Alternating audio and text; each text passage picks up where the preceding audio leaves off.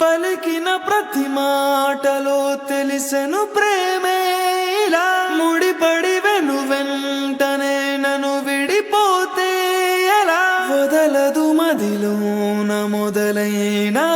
వేదన మరణములోనైన